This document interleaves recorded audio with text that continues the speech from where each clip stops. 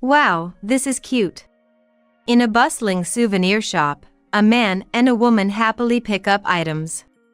My daughter and I, standing beside her, watch them with a chilly gaze.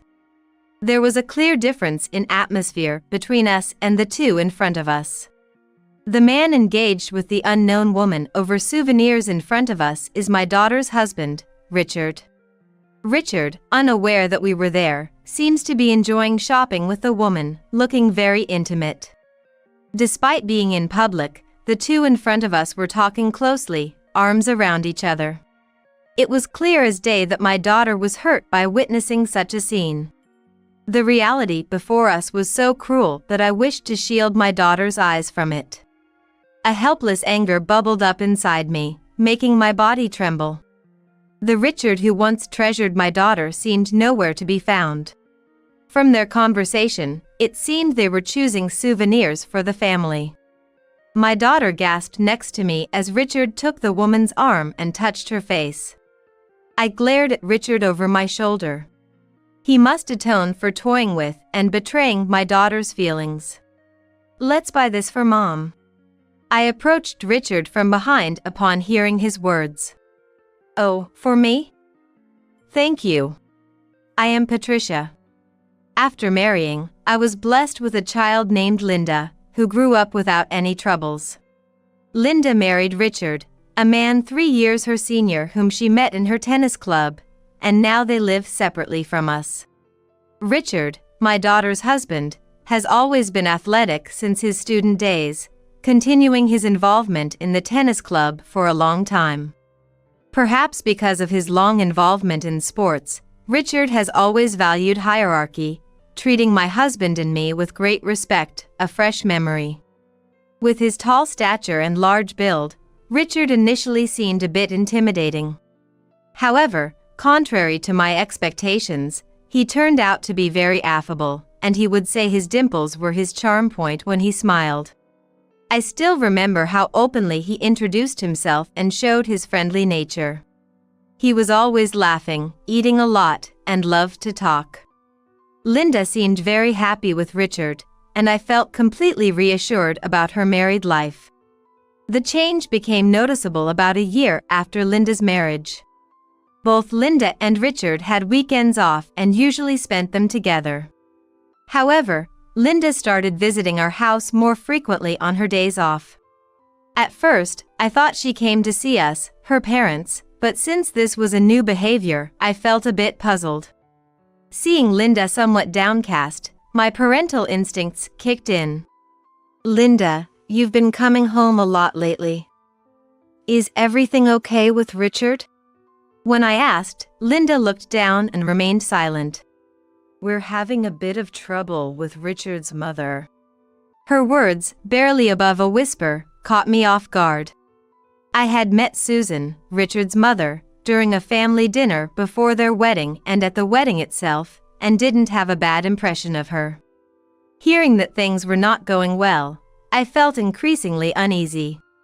Listening more to Linda, it turned out that Susan lived within walking distance of Linda and Richard's place and often came over uninvited. She would nitpick Linda's housekeeping and cooking, leaving after making snide remarks. Initially, Linda took her advice to heart, but the frequency and escalation of Susan's comments gradually wore her down. Have you talked to Richard about this? Yes, but he doesn't take my side. It's been a bit draining. Linda's forced smile made my heart ache. Ever since they were dating, Richard had always turned to Susan for advice, and whenever he was unsure about something, he would seek her judgment. When Linda sought advice about her mother-in-law, Richard consistently sided with Susan, eventually even comparing Linda to Susan. Knowing this made Linda feel that discussing her issues was pointless, and lately, she had been bottling it all up. Time passed, and Linda didn't seem eager to return to Richard, leaving our house dejected. I felt sorry for her and wished there was something I could do. Then came Thanksgiving, when Richard and Linda were supposed to visit our home. Just past noon, our doorbell rang. When I opened the front door, there stood Linda and Richard right behind her. "Welcome. Must have been hot outside. Come in, come in. It's been a while. We're here to visit." As always, they were polite, but Richard seemed to have lost his usual charm, appearing somewhat distant. This change in Richard's demeanor made it clear that things weren't going well between him and Linda. Then, during a meal where my husband went to the bathroom and Linda stepped away to take a call from work, I found myself alone with Richard. Perhaps out of boredom, Richard was poking at the cake we had for dessert. Seizing the moment, I decided to ask Richard directly. "Lately, Linda has been visiting us quite often and seems a bit down. Do you know anything, Richard?" I deliberately avoided mentioning the mother-in-law issue, just to see Richard's reaction. Richard seemed to know what I was referring to. He looked uncomfortable and quickly averted his eyes. "No, not really sure. I've been so busy with work lately, I haven't had much time to spare." Richard's evasion of the topic only heightened my suspicion. I wanted to press further, but had to drop it as my husband returned shortly after. In front of us, Linda seemed to be trying hard to not worry us, putting on a brave face. Thanksgiving passed, and Linda's birthday was approaching. Before her marriage, we would celebrate with a family dinner or take a family trip on her day off. However, since she started dating Richard, he would take the day off to celebrate her birthday. After her birthday, Linda would always happily tell me about what Richard did for her and the gifts she received. The relationship between them during Thanksgiving didn't seem as happy as she portrayed. I hoped that Richard would take the day off for Linda's birthday this year too, and maybe their strained relationship would improve. Then, the day before Linda's birthday. Unfortunately, it had been raining since morning, and the forecast predicted rain all day. I hoped for clear weather for Linda's birthday tomorrow, wondering what Richard had planned for her as my husband and I discussed it. We had already picked out Linda's birthday gift and were just about to message her when the doorbell rang. At 8 p.m. It was unusual to have visitors at this time, and I couldn't shake off a bad feeling. Pushing aside my vague apprehension, I hesitantly opened the front door. There stood Linda, drenched from the rain. "Linda, what are you doing out there? You're soaked. Come in right now." I pulled her arm in a panic, forcing her inside. Linda looked like she was on the verge of tears, dripping water everywhere. My husband, coming from the back upon hearing my frantic voice, was also surprised to see Linda. I took a towel he brought over and draped it over Linda's head. Though it was hard to tell because of the rain, Linda was indeed crying, her shoulders shaking with sobs. As I gently wiped her head with the towel, I immediately suspected something had happened between her and Richard. After drying her off a bit, I urged Linda to take a bath, prioritizing warming her up over getting to the bottom of things. Linda obediently went to the bath, and 15 minutes later, she emerged into the living room with a calmer expression. Yet the reason for her tears lingered in my mind, stirring a sense of dread. "I'm sorry for worrying you. I rushed out and forgot my umbrella." "What happened? If you feel like you can talk about it, I'd like to help." I offered her a warm cup of coffee, waiting for her to speak. Linda started to talk, albeit hesitantly. Before coming here today, she had asked Richard about their plans for tomorrow. Richard initially acted as if he didn't know what she was talking about. Feeling something was off, Linda casually mentioned her birthday, and Richard, as if just remembering, claimed he had work. Linda pressed him, dissatisfied. "I have important work. Don't bother me," he retorted sharply. Then Richard continued to pile on the sarcasm towards Linda, eventually declaring he had no intention of celebrating her birthday in the future. After years of celebrated birthdays forgotten, and the domineering attitude of Richard piling up stress, Linda reached her breaking point and left the house. Choking on her words yet managing to tell the story, Linda shared. She always cherished her birthdays, and until last year, it seemed Richard shared the sentiment. A few months ago, on Richard's birthday, Linda had taken a day off for a day trip they had gone on. She didn't expect a return gesture for celebrating, but wondered if there was a reason behind forgetting her birthday and his bullish behavior. It was something I couldn't figure out, no matter how much I thought about it. All I could do was to be there for my daughter in her sadness. After suggesting she rest for today, Linda drank the coffee I prepared and then went back to her room. The next morning, heading to the living room, I found Linda already eating breakfast bread. "Good morning, Linda." "Happy birthday." "Morning." "Yeah, thanks." Linda's eyes, devoid of energy and red, showed she hadn't slept well. I pondered whether to leave her be. But knowing Linda has always been the type to bottle things up when alone, I decided to take her out to a place she likes. "Hey Linda, how about we go grape picking, something you love?" "Grape picking? Really?" Before her marriage, birthdays often involved family trips to eat her favorite grapes. Hearing the name of her favorite, Linda's face brightened a bit. Relieved at her response, I nodded eagerly to her hesitant remark. "Of course. Come on, get ready." I had reserved the grape picking online the night before. Her positive reaction making me excited too. After getting ready, we set off for the venue. The orchard, chosen for its high ratings the previous day, was about a 30-minute drive from our home. Despite being a weekday, the popular spot was bustling. We quickly finished registration and moved to the grapevines. Sunlight filtered through the dense leaves, illuminating patches of ground in a memorable scene. The grapes hung heavily, glistening water droplets on the yellow muscats, translucent purple grapes, and ones nearly dark blue in color. The variety was stunning, and we marveled at the sparkling scene before us. Then, the fragrance of fresh fruit tickled our noses. I took a deep breath, savoring the fruity scent. Looking at Linda, she seemed to be doing the same, enjoying the crisp air. Relieved, I began selecting grapes to eat. Linda chose a rare variety. Her love for grapes evident in her knowledge of types and characteristics, delighted to find her preference. Picking a bunch, Linda tasted a grape. Instantly, she placed her hand on her cheek, eyes closed, savoring the flavor. "It's delicious. Freshly picked is really special, isn't it?" Seeing my daughter's joyous expression made me smile. After finishing hers, Linda helped choose grapes for me, lively explaining their features and tastes.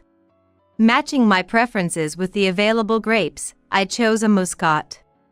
Its distinctive aroma whetted my appetite. And I too savored the sweet fruit. "Yes, it's really delicious."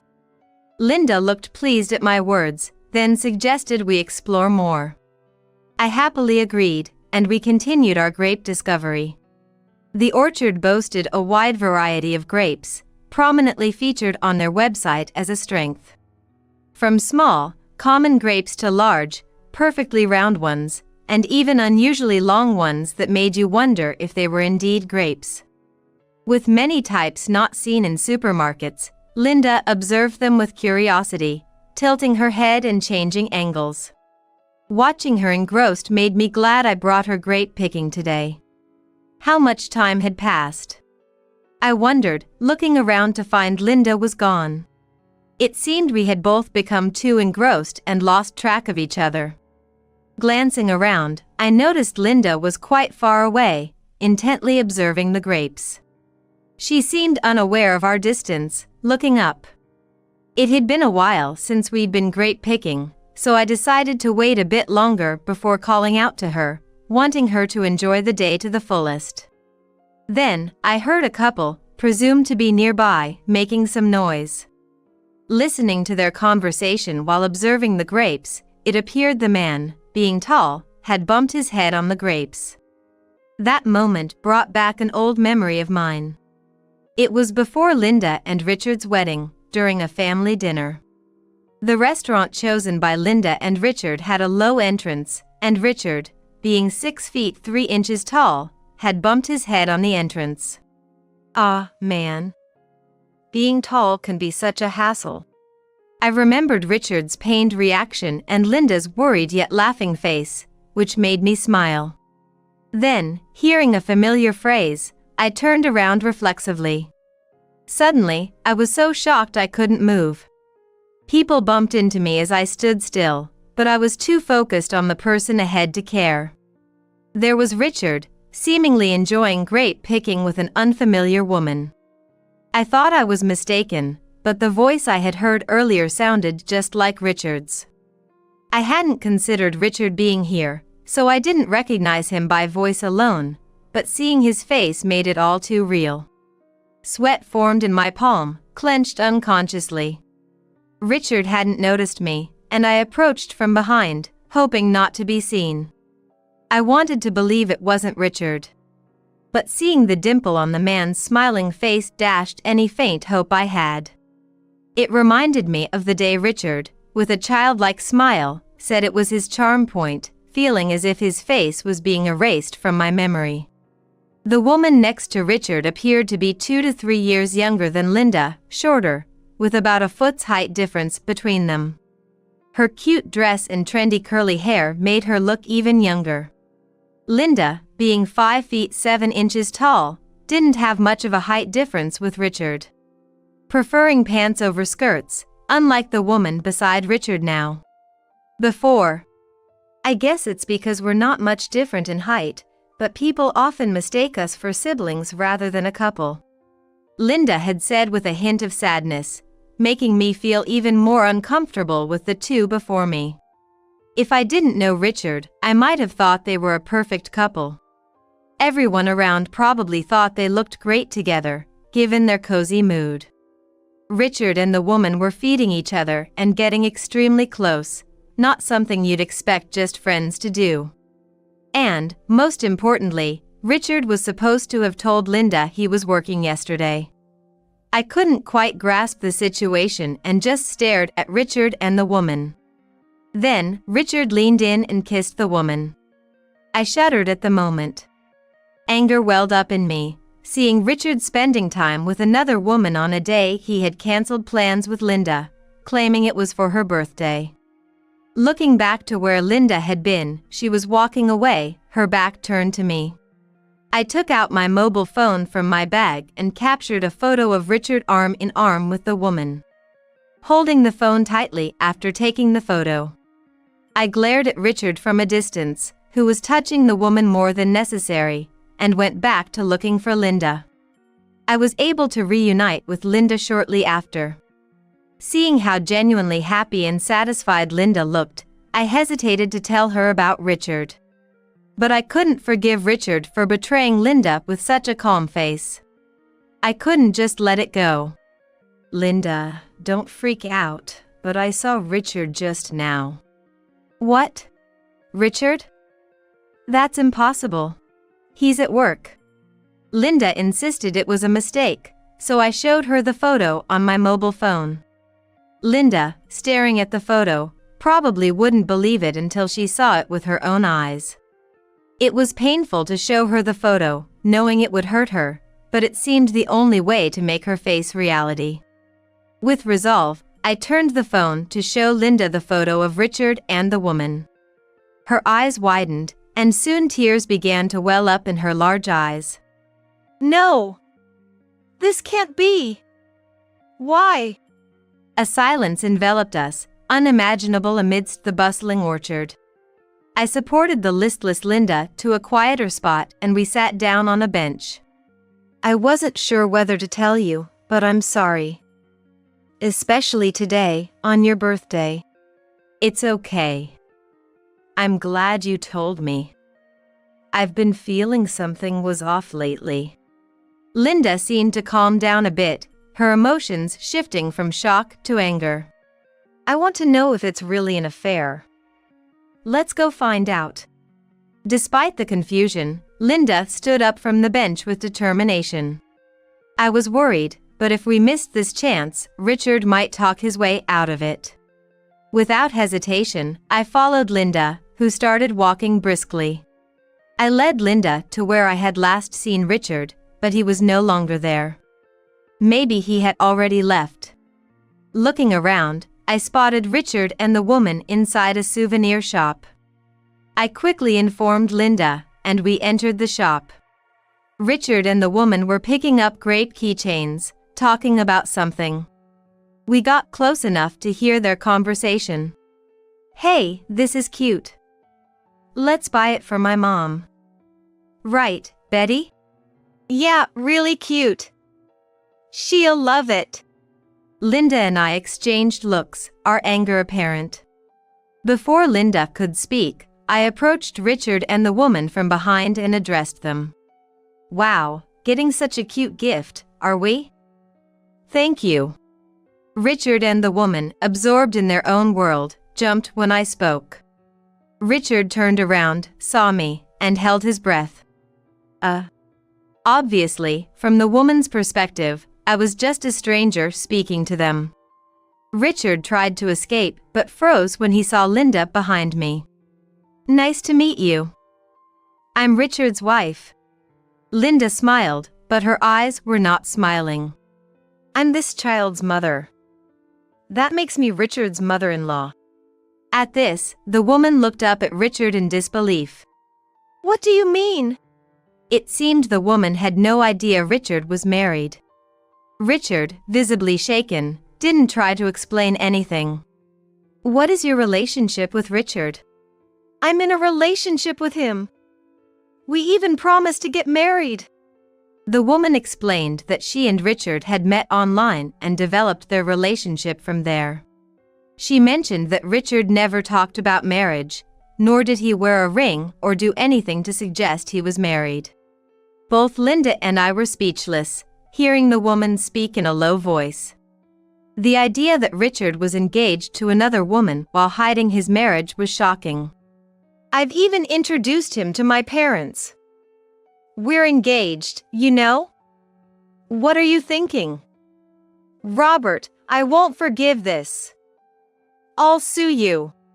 The woman, more upset with Richard than either of us, raised her voice, echoing throughout the store. Gradually, more people started to pay attention to us, creating a spectacle in part of the space. Richard, so the work was a lie too. Having an affair. Linda muttered to Richard, which caused the woman, who had been confronting him, to turn towards Linda and start apologizing profusely. I'm so sorry. I had no idea. How can I even apologize? The woman looked like she was about to cry, her eyebrows furrowed in distress. While there was anger towards the woman for laughing with Richard, unknowing of Linda's pain, it became clear she truly knew nothing of the situation. The woman continued to apologize to Linda, and I began to feel sorry for her, realizing she was also deceived. Her sincere reaction made it evident she was a reasonable person. "No, you're a victim too."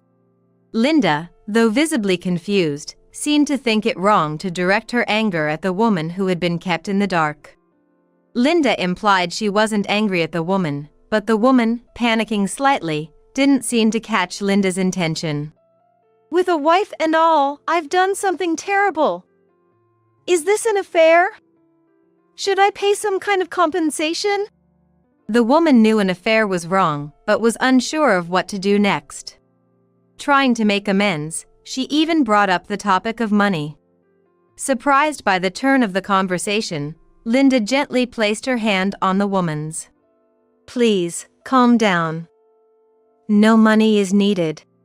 The woman seemed to relax a bit at Linda's kindness.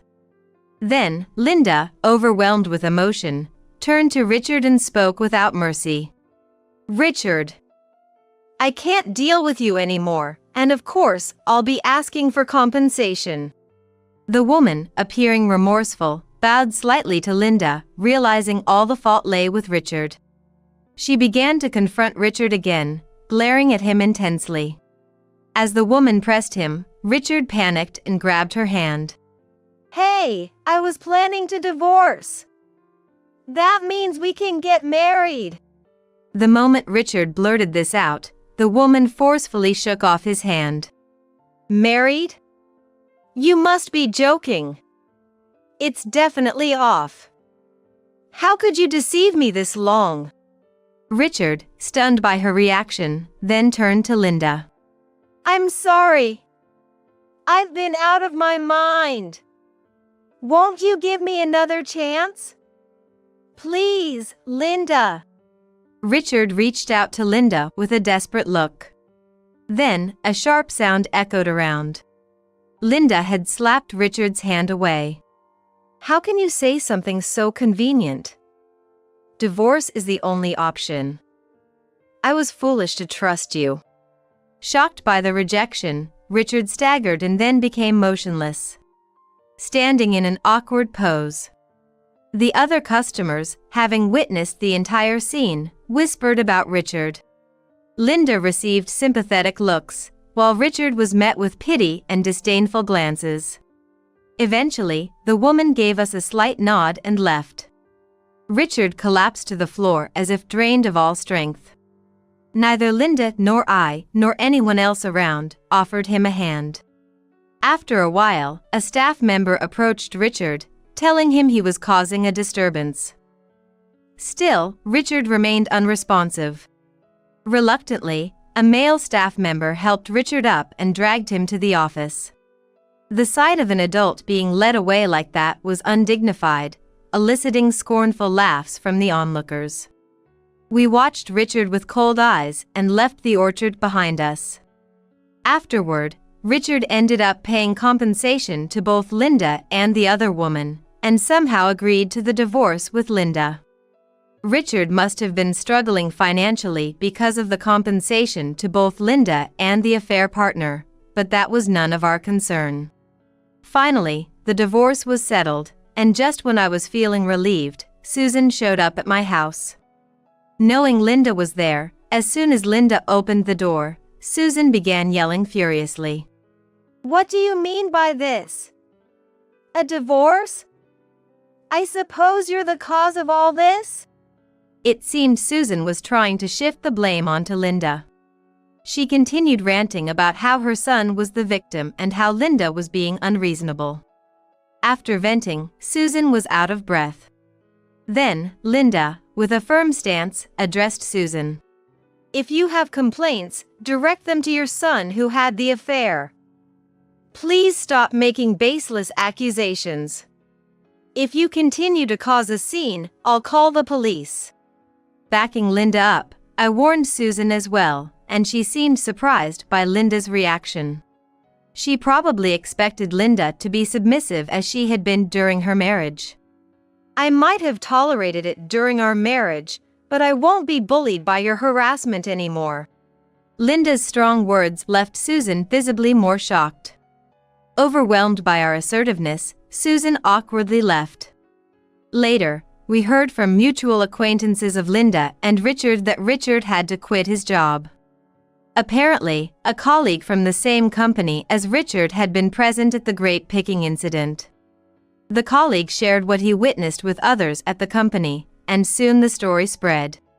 The rumor reached the ears of Richard's boss and the company president, who, known for valuing family, reprimanded Richard harshly. Being scolded was one thing, but the rumors within the company didn't fade away. Richard became labeled as the man who took a day off for his wife's birthday to go grape picking with his affair partner. Moreover, the scene of him being dragged away by a staff member also spread within the company, changing how colleagues viewed him. Richard, once serious with prospects for promotion, found his position untenable and ultimately chose to resign. According to mutual acquaintances, after Richard resigned, he and his mother faced financial difficulties, sold their house, and lived on welfare. With Richard's father having passed away years before Richard married Linda, and with no job or assets, life was indeed tough for Richard and the elderly Susan. Linda and I felt no pity for them. It was a situation of their own making. Linda moved back to her parents' house within a month of the divorce, initially appearing as if her spirit had been drained. The divorce went through smoothly, but Linda's sorrow from being betrayed by someone she loved was unimaginable. Considering Linda's state, feeling sympathy for Richard was impossible. My husband and I did our best to support and encourage Linda, who gradually began to regain her former brightness. Half a year after Linda's divorce, I was invited to a friend's house located near where Richard used to live. Knowing I was close to Richard's former residence made me hesitant. But I decided to go, thinking I could ignore any accidental encounter. I had a great time at my friend's house, and on my way home in the evening, I stumbled upon a soup kitchen in a park. Having never seen a soup kitchen around my house before, I was drawn to the unusual sight. Among the crowd, I spotted Richard and Susan. I did a double take, but it was unmistakably them. Wearing tattered clothes, their appearances were unkempt, and their faces were dirty. Richard looked lifeless and seemed much older than his years. Shaken by the drastic change, I paused momentarily but reminded myself that it was a consequence of their actions. I passed by Richard and Susan, who were emotionlessly eating at the soup kitchen, and headed home. Arriving home, I found Linda and my husband excitedly chatting in the living room. "I'm home. What's up? What are you guys talking about?" Mom, welcome back. We were just talking about the party I went to today. Time indeed heals, and Linda had slowly come to terms with her situation, now open to new beginnings. I contemplated sharing what I saw about Richard and Susan but ultimately decided against it. It was a chapter closed for us, and I didn't want to bring back unpleasant memories for Linda, who was trying to move forward. Seeing Linda talk animatedly about a man she met at the party, I sincerely hoped her smile would last forever.